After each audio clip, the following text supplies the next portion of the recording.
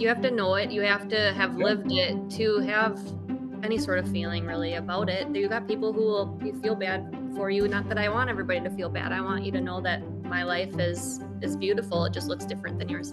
Victoria Labrie, a 31-year-old mom of 5 from Minnesota, is talking about her infant daughter, Hazel, who was born with a rare condition that doesn't allow her to smile or close her eyes. Looking at Hazel, who cannot show a smile, she cannot show a frown, she can't close her eyes or move them in a left or right direction, every behavior has a meaning. So when her eyes are doing a certain thing, you have to start paying attention. If they're going in a wonky direction, she is not happy. Something's wrong, she's probably in pain, figure it out. If they're focused on you, she's probably comfortable. She's listening, she does giggle, so you know when she is definitely happy. 3, 2, 1. You watch her eye movements. If they're really wide, then she's in distress. When Victoria was 20 weeks pregnant, she found out that her child had hydrocephalus, a condition where there is an excessive buildup of cerebrospinal fluid in the brain's ventricles. A shunt needs to be put in order for the fluid to drain properly. Well, we've learned about the hydrocephalus at the 20-week anatomy scan, and that was a whole monster. Because we weren't being told at first that it was just that and we were going to have to deal with it when she was born. We were being told that the two sides of her brain had formed together and that she didn't stand a chance. The fluid was impacting the ability to see that. And so, unfortunately, what we were being told is that that was her fate. And we needed to start preparing for that. If we had allowed her life to continue, that she would constantly be seizing, she would be in complete pain, she wouldn't be able to see or hear. Victoria says she was presented with the option to terminate the pregnancy. That was really hard because we were basically felt like the only option was to let her go. And we did a lot of testing. During that time, we had gotten grief packets on how to cope with the loss. We had planned where, we had set up the appointments on where to do it. We were meeting with the neonatologists for when she was born. It was a Monday that it was going to happen. That's the thing, is we had to do it that Monday. It was going to be, if it was any longer than that specific day, they were going to make me do it out of state. So the pressure was really on. So we were like, test, get the test through. That Sunday before that Monday is when the doctor called me to tell me that that wasn't the case, that that's not what she had going on, that the two sides were separated and it was just the hydrocephalus we were going to have to deal with. It was a blessing to get that phone call, but at the same time, it was a week from hell dealing with it. It was a whole week that we sat with that. Once Hazel entered the world, Victoria knew something else was happening to her daughter. As soon as they handed her to me and I saw her eyes open, I knew that it was not right. I even told the nurse, I said, "That's not right, is it?" And she said, "No, it's not." And then it took about 2 weeks of testing, MRIs, EMGs, all the above to find out eventually that it would be Mobius syndrome.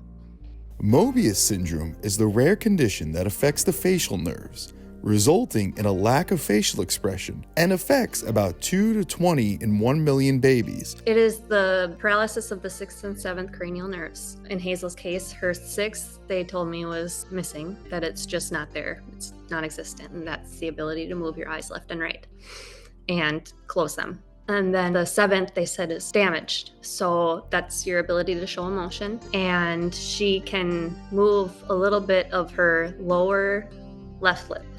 It goes kind of up and down a little bit. And then her whole jaw can move up and down, thankfully. Along with that comes some swallowing difficulty, hence the G-tube. She doesn't have the suck swallow like babies should. She can swallow, but she does gulp in a lot of air, which is why she has a lot of venting issues. She also asphyxiates a lot. We can't practice with the bottle as often as we want to be. We do give her sips here and there to keep her throat moist. It's uncomfortable, but we pose the risk of the fluid going into the lungs. So we have to be safe. We have to keep our suction nearby. We have to be ready to tilt her up and It's a lot. There's things we're managing that we just have to manage, like eyes. We have to see an eye doctor. We have to make sure that we're doing everything that we can to save her vision. GI, we have to, and nutrition, we have to make sure that she's getting fed. That is the most important goal right now, and really our only goal, get her bigger. Neurosurgery, obviously, we've had 3 different surgeries now working on the hydrocephalus. All is well on the hydrocephalus end. She got the programmable shunts, so she will have lesser surgeries than not, hopefully. We also are going to explore the head reshaping helmet because with the hydrocephalus, her head, formed in all different ways. The only thing is we need clearance from our neurosurgeon to make sure that aspect is good to go, but we have until she's a year old, and that's in December. So we are this close to not being able to do it, so we'll see. She is perfect, so it does not matter.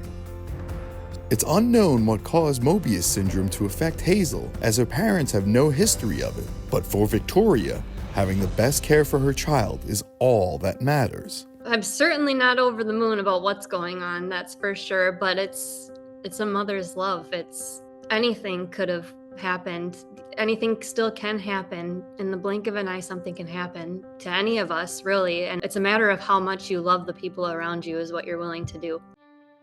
Victoria has been down a road dealing with special needs children before, as she adopted her 15-year-old half-sister who has ADHD. She also has twin girls that are 7 and both autistic, as well as a 5-year-old son who is also autistic. When it goes outside, I got the muff with me. If it sounds like the world is ending here, everything's fine. Are those your fingers? Whoa. I don't want to say been here before, but I've, in a sense, been here before where I have to learn behaviors in a way that we don't have to in a typical situation. It's been a journey. I love my kids so much, and I might have got dealt a weird card. Motherhood met me very weird, but it is all I've ever wanted. And because they didn't ask for it, I can't sit and sulk about what they have going on. I can only be better myself, do better, figure out how I can be better, or how I can make myself more educated for them. The family has set up a GoFundMe to help pay for medical expenses. For more information, please go to InsideEdition.com. Do you like those? For Inside Edition Digital, I'm Sal Bono.